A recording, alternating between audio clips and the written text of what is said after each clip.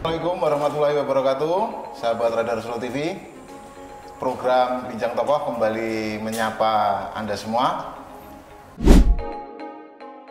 Ini tamunya sudah 2 kali ke Radar Solo, tapi kali ini penampilannya lebih fresh karena habis liburan, jadi lebih seger begitu. Kita sapa Mbak Wina. Apa kabar Mbak Wina? Baik, apa kabar? Gimana liburannya ini? Pengalamannya? Ya, happy, seneng. Sebulan dengan anak-anak, full. Oke, sebulan full. Oke, Mbak Wina ini saya amati di Instagramnya Mbak Wina ini kan cukup aktif belusuan ke kampung-kampung di Sragen ya Mbak Wina. Ya. Sampai-sampai tadi bisik-bisik katanya ada yang desa yang MCK-nya itu belum tersedia, jambannya belum ada, seperti itulah. Dari belusuan itu pengalaman apa sih yang didapat oleh Mbak Wina, atau ada keluhan atau masukan seperti apa dari masyarakat Mbak Wina? Banyak ya kalau keluhan ya. Kalau masukan sih rata-rata itu dana bantuan yang tidak tepat sasaran. Itu contohnya. Atau banyak masyarakat di Sragen itu yang belum mengerti sistem BPJS. Berarti kan kurangnya sosialisasi ya. Nah, kemudian keadaan lansia misalnya, itu juga sedikit memprihatinkan. Nah, seperti itu. Selain memang masalah yang sudah ada itu kan selalu kekeringan di Utara Bengawan. Ya, tetapi yang membuat lebih spesial bagi saya adalah kedekatan emosional. Info seperti itu bisa saya dapatkan melalui Google sebenarnya, ya kan. Saya bisa nyuruh orang, nyuruh kader, nyuruh siapa. Tapi kan saya tidak seperti itu. Pendekatan saya mau langsung terjun, itu membuat saya memiliki rasa keterikatan dengan masyarakat Sragen. Jadi emosional, mereka juga mengenal saya. Terkadang kalau ada yang sakit juga saya ikut mendoakan mereka, gitu kan. Saya pegang tangannya, dan di situ ada suatu hubungan yang terbentuk, Mas. Gitu. Jadi memang saya nggak mau hanya dengar dari sekretaris saya ataupun orang-orang gitu ya. Saya nggak mau. Saya ingin benar-benar membangun hubungan secara langsung ya, dengan mereka. Jadi itu yang saya dapat. Dan saya melihat ternyata di Kabupaten Sragen, ya nggak usah jauh-jauh, ternyata memang masih membutuhkan banyak hal gitu. Karena selama ini kalau saya membangun di daerah lain ya, saya pikir oke, di luar Jawa, tapi kan ini Sragen masih di Jawa, dan ternyata hanya di depan mata saya gitu, dan ternyata masih banyak yang butuh bantuan. Oke, jadi Mbak Wina yang biasanya dalam tanda kutip penuh dengan kenyamanan begitu ya Mbak? Iya. Kaget nggak kira-kira melihat ternyata di Sragen ternyata tempat kelahiran saya kok begini ya nasibnya begitu. Ada perasaan, kalau orang Jawa bilangnya ngenes begitu. Iya. Sebenarnya Sragen bukan tempat kelahiran ya. Bukan. Saya lahir di Jakarta, tapi memang itu adalah tanah leluhur saya. Gitu. Ya, bagi saya pribadi, waktu saya pertama kali menginjakkan kaki di Utara Bengawan, saya jujur shock sih, Mas. Saya nggak pernah melihat jalan-jalan yang saya tidak bisa lalui misalnya dengan mobil saya, ataupun saya belum pernah melihat yang namanya air itu kuning warnanya begitu. Dan selama ini saya ke Sragen hanya di selatan Bengawan gitu. Jadi saya jujur terus terang, saat saya mau terjun di politik saya baru tahu ternyata di Utara Bengawan itu seperti itu. Gitu. Dan gimana ya, kesenjangan antara utara dan selatan itu sangat tinggi. Karena memang saya lihat waktu di jembatan menuju ke utara, saya melihat dataran itu memang lebih tinggi, maka air itu tidak bisa mengalir. Ya, demikian. Dan juga sistem irigasinya masih sangat kurang. Oke. Ya. Mbak Wina ini kan sedang, kalau bisa dikatakan deg-degan atau enggak, nanti kita tanya langsung ke Mbak Wina, karena menunggu rekomendasi yang harus terbit sebelum tanggal 27 Agustus ya Mbak Wina? Terakhir 27. Terakhir 27 Agustus, dan Mbak Wina ini kan mendedikasikan apa istilahnya hidupnya untuk Sragen sebagai bakal calon bupati seperti itu Mbak Wina ya. Iya. Tinggal 12 hari lagi. Gimana yang dirasakan Mbak Wina gimana? Saya terus terang justru semakin hari semakin tenang. Saya semakin tidak merasa tertekan ataupun bagaimana. Karena tujuan saya untuk menjadi Bupati Sragen itu bukan untuk cari uang. Dan saya mengeluarkan dana selama ini ya, pre-campaign ya, sebelum kampanye kan istilahnya. Itu semuanya dana pribadi saya, jadi memang saya nggak minjem uang sama siapa-siapa gitu. Jadi saya nggak merasa deg-degan, saya nggak merasa khawatir. Karena bagi saya ini suatu pengabdian. Saya sudah mulai pengabdian itu di awal karir saya di politik gitu loh. Nah, jadi memang saya tidak merasa khawatir sama sekali. Apakah nanti rekom itu keluar atau tidak, saya menang atau tidak, itu tidak menjadi masalah.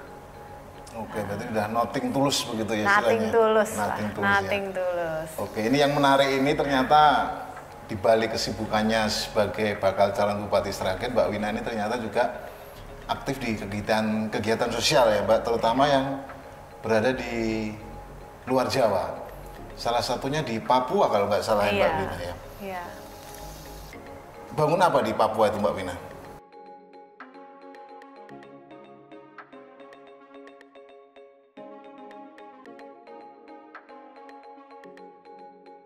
Jadi kebetulan yang punya rumah sakit Siloam itu adalah teman saya, teman SMA ya, satu kelas waktu itu. Namanya Caroline Riyadi. Nah, Carol ini dengan keluarganya itu memiliki suatu yayasan yang memang membangun klinik dan sekolah, begitupun juga MCK ataupun sumber air bersih, bor air gitu ya, di daerah Papua. Nah, sehingga saya melihat teman saya memiliki program yang bagus, ya kenapa tidak saya support gitu. Jadi membangun klinik bersama Siloam, rumah sakit Siloam. Dan itu membantu masyarakat di daerah-daerah pedalaman di Papua karena mereka itu gunung-gunung dan untuk pergi ke rumah sakit itu membutuhkan waktu yang sangat lama. Jadi dengan ada klinik-klinik kecil bagi mereka yang mau cek darah, cek tensi, cek kehamilan, mereka bisa di situ. Dan yang paling penting adalah edukasi, ya kan? Mereka juga diberi pendidikan bahwa kalau punya anak sempurna itu kakinya nggak perlu dipotong karena ada mitos di Papua itu bahwa kalau anak lahir sempurna takut diambil sama setan, jadinya sengaja dibikin cacat. Entah jarinya ada yang dipotong, entah tangannya ada yang dipotong. Jadi sistem edukasi seperti ini kan perlu dibentuk di dalam satu lingkungan masyarakat ya. Dan Siloam secara aktif melakukan hal itu.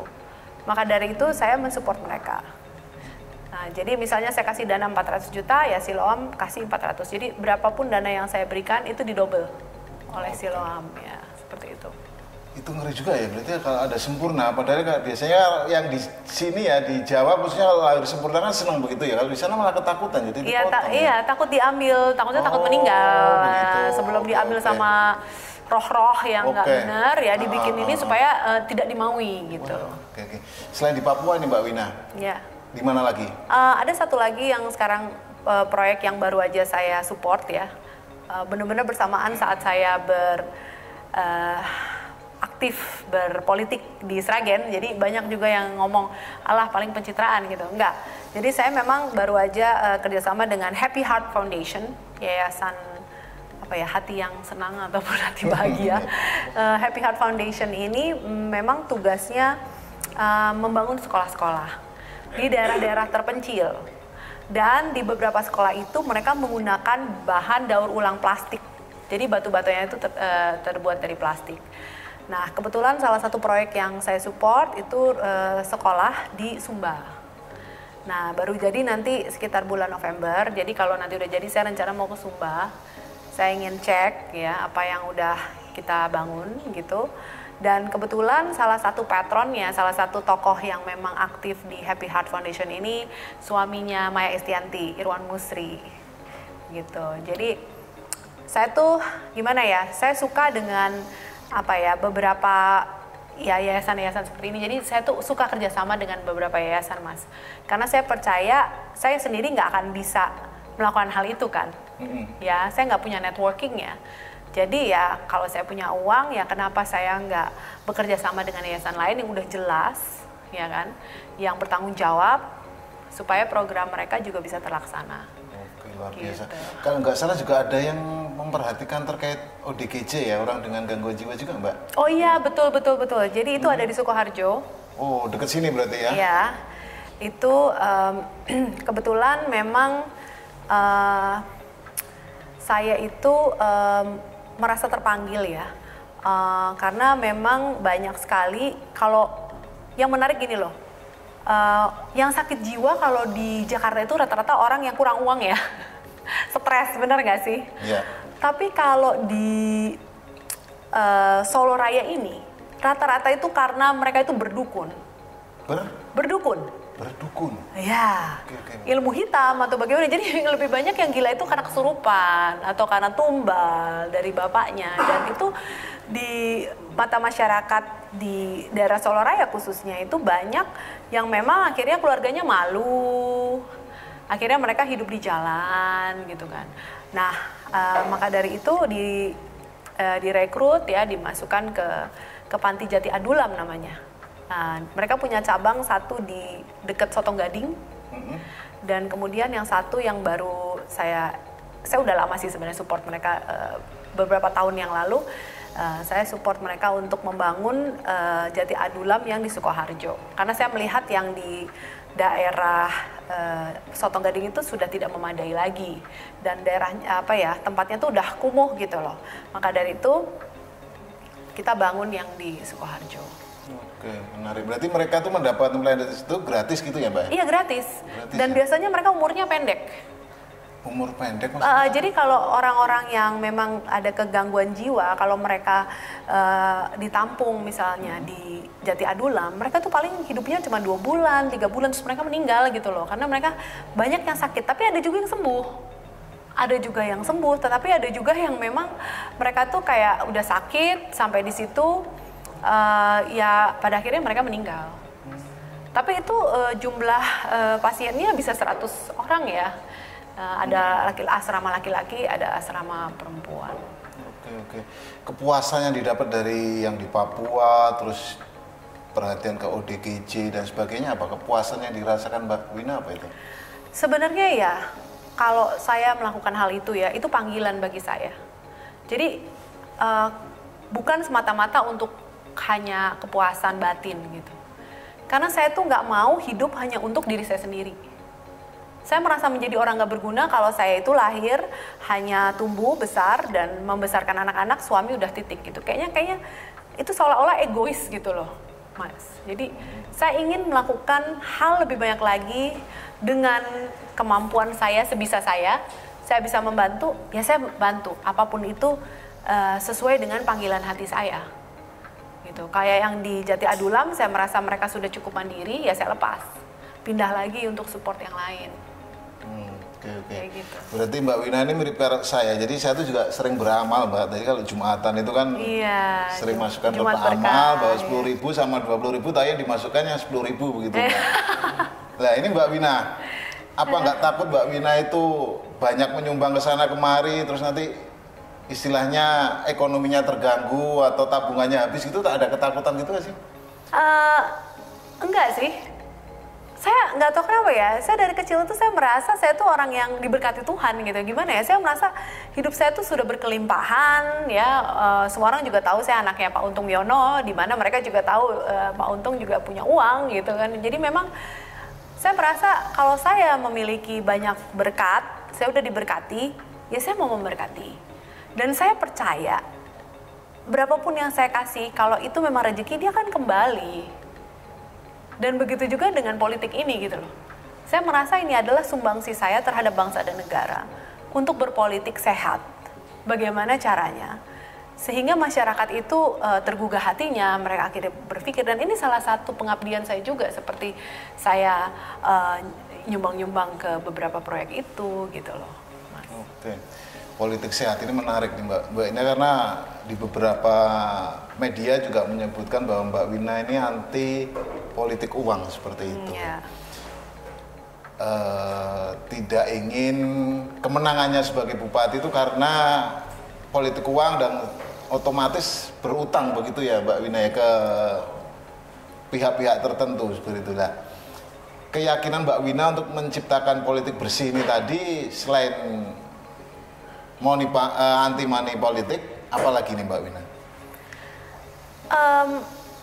Saya merasa bahwa di dalam suatu hubungan apapun ya, saya merasa sistem transaksional itu tidak baik, ya kan? Jika kita sudah membeli di depan, otomatis rasa tanggung jawab itu tidak besar. Toh kita sudah membeli di depan, seperti itu, bener nggak? Harga sudah saya bayar di depan, jadi buat apa saya memikirkan mereka? Maka dari itu, saya ingin sekali memiliki kontribusi kepada masyarakat di Indonesia. Saya awali dari Sragen bahwa sebenarnya setiap orang bisa loh memiliki kesempatan untuk berpolitik gitu. Dan jangan sampai generasi muda itu antipati ataupun menjadi apatis hanya karena politik di Indonesia itu seolah-olah semua it's all about money. Saya mau menunjukkan kepada semua orang bahwa walaupun saya punya uang, saya tidak ingin menggunakan uang itu untuk memenangkan pilkada. Memang ada yang namanya political finance. Ya, saya percaya setiap kita mau berpolitik pasti kita butuh modal. Ke toilet aja kadang kita harus bayar. Bener nggak? Betul. Tetapi dengan koridor yang benar, dengan cara yang benar. Dan saya percaya saya bisa memberikan inspirasi kepada generasi muda terutama bahwa yuk adik-adik ikut berpolitik. Syukur-syukur kita bisa menciptakan generasi baru, pemimpin baru untuk masa depan bangsa ini. Karena tujuannya saya masuk politik itu bukan untuk kepentingan saya, tapi justru untuk kepentingan masyarakat Indonesia secara luas, Mas. Gitu. Kalau hanya untuk kepentingan saya pribadi, buat apa? Kalau hanya untuk saya mau berkuasa menjadi bupati untuk title supaya saya bisa pamer-pamer saya nih bupati, buat apa? Saya nggak perlu itu. Saya udah dihormati banyak orang hanya karena saya anak Untung Wiono kok. Untuk apa saya harus mencari kepuasan dari title gitu. Jadi itu. Iya. Ya.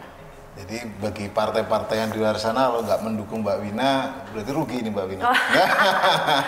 Ya, saya nggak bisa memaksa ya. Gitu Saya ya? nggak bisa memaksa ya. Jadi pada intinya saya serahkan pilihan itu ke partai politik. Apakah saya itu sesuai dengan kebijakan mereka? Apakah saya itu seorang pemimpin yang sesuai dengan tujuan mereka? Ya silakan sah-sah saja. Toh saya tidak memaksa. Saya juga tidak mengatakan mereka tidak baik karena mereka tidak mensupport saya. No, nggak ada urusan seperti itu. Ya, jadi saya hanya menawarkan mereka terima syukur nggak ya nggak masalah gitu. Oke. Ya. Nah, ketika misalnya nanti ada rekomendasi ke Mbak Wina ya. Dulu pernah disampaikan Mbak Wina bahwa untuk membalas dalam tanda kutip kebaikan partai itu akan ada program tersendiri begitu ya Mbak Wina, bukan berbentuk transaksional seperti itu. Iya. Nah, bisa lebih ditegaskan lagi Mbak Wina, kira-kira apa nanti? Sebenarnya misalnya ketika ada partai A memberi rekomendasi dan Mbak Wina semoga bisa menjadi bupati, kira-kira apa? Balas budinya nanti dalam bentuk apa kira-kira? Saya percaya siapapun partai yang mau mengusung saya, pasti partai itu memikirkan rakyat saya di Sragen. Partai itu nggak egois. Pasti partai itu memikirkan masyarakat Sragen. Maka dari itu, karena saya melihat mereka sudah mementingkan kepentingan masyarakat Sragen, ya saya bela-belain dong. Saya ini kan militan orangnya. Saya pasti mau membesarkan partai itu. Setidak-tidaknya kursinya jadi naik untuk pemilihan umum yang berikutnya gitu. Untuk legislatif yang berikutnya mereka yang misalnya kursinya 6 bisa menjadi 8, syukur-syukur 10. Jadi mereka udah tidak perlu lagi untuk menggandeng partai lain misalnya. Ya kan, untuk memajukan bupati berikutnya. Karena sekali lagi saya tekankan, saya tidak mau menjabat 2 kali. Oh, satu periode Saya aja? hanya mau 1 periode saja. Oke, alasannya? Saya nggak mau ninggalin anak saya lama-lama. Ya, 5 tahun, pengorbanan terbesar bagi saya sekali lagi, itu meninggalkan anak-anak saya. Ya kan? Dan saya pikir dengan saya berada di Sragen selama 5 tahun, masyarakat akan menilai bahwa saya itu tidak gila kekuasaan. Masyarakat akan menilai bahwa tujuan saya adalah untuk membangun mindset yang sehat, sehingga masyarakat Sragen itu bisa mandiri, dan kalau sudah mandiri saya lepas. Biar estafetnya itu, tongkat estafetnya itu saya berikan ke orang lain, ke bupati yang berikutnya. Oke. Begitu. Sikap politik seperti ini apakah diturunkan dari ayah Anda, Bapak Untung, atau ada guru spiritualnya sendiri, atau bagaimana, Mbak Wina? Jujur ya, saya itu nggak punya guru spiritual sama sekali. Ya, jadi saya hanya berdoa, ya saya minta petunjuk dari Tuhan. Ya, kalau di agama saya berbicara dengan Roh Kudus. Itu guru spiritual saya.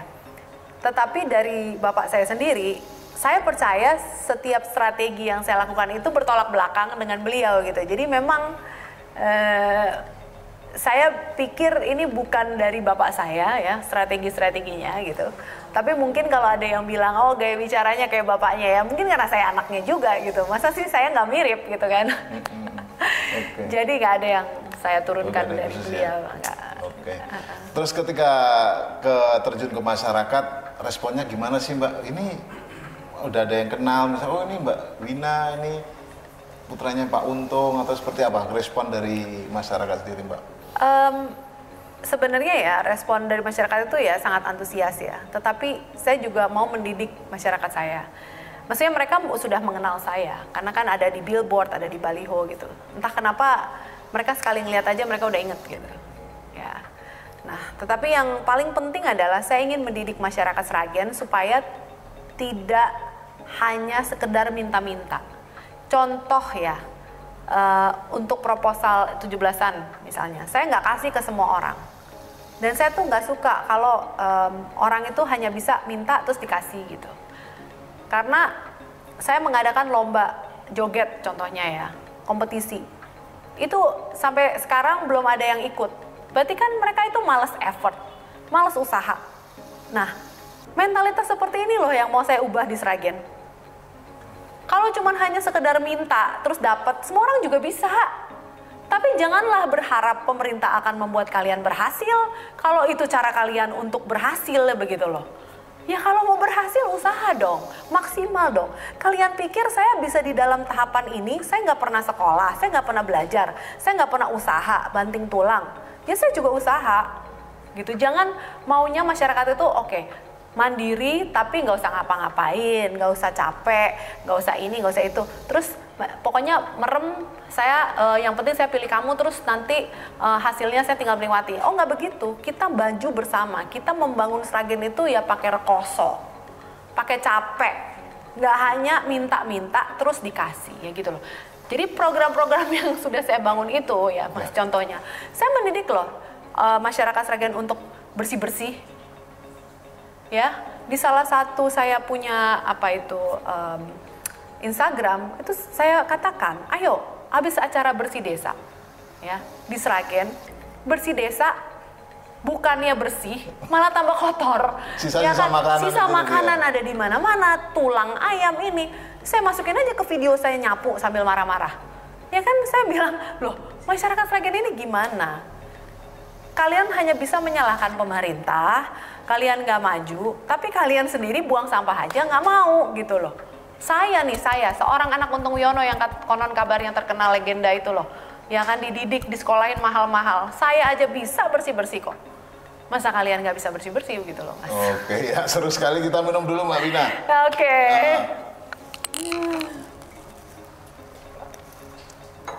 Memang Mbak Wina ini punya gaya bicara yang ceplas-ceplos apa adanya, karena mungkin dulu lama sekolah di luar negeri.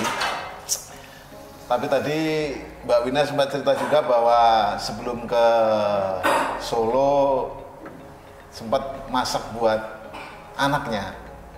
Masak apa tadi Mbak Wina? Saya masak spaghetti.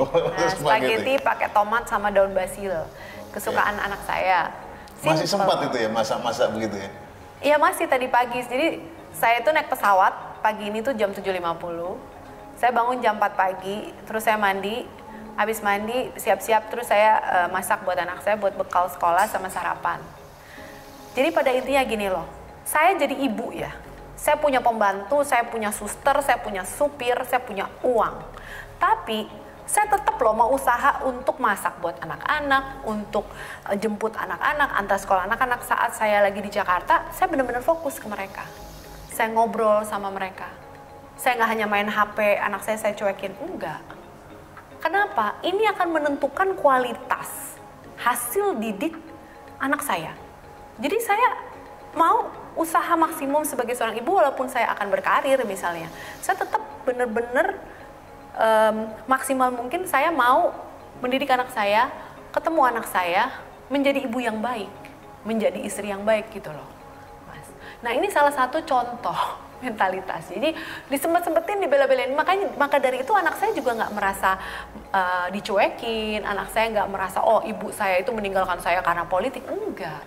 Jadi mereka tidak ada rasa kepahitan ataupun sakit hati ya karena saya terjun ke politik.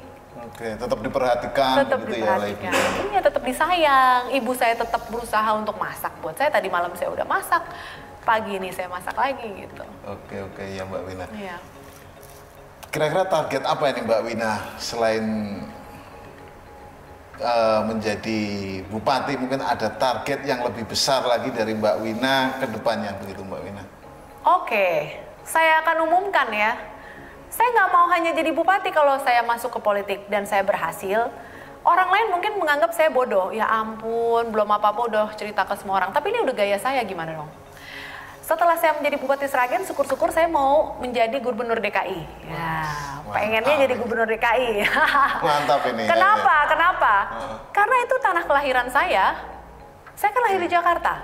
Dan saya melihat, saya lahir itu di Jakarta Utara. Dan itu daerah kumuh banget. Ya, tertinggal banget ya. Bagi saya di Jakarta Utara itu tidak seperti rumah saya di Jakarta Selatan ya, maju. Maka dari itu saya tergugah untuk membangun Jakarta Utara. Dan syukur-syukur seperti Pak Jokowi saya bisa jadi presiden. Amin. Nah, amin. Amin. Jadi itu cita-cita saya. Jadi once saya di politik udah nyebur, kenapa nanggung ya kan, divingnya sekalian. Mantap Mbak Wina. Oke, untuk meyakinkan partai politik maupun masyarakat nanti, apa Mbak Wina ini?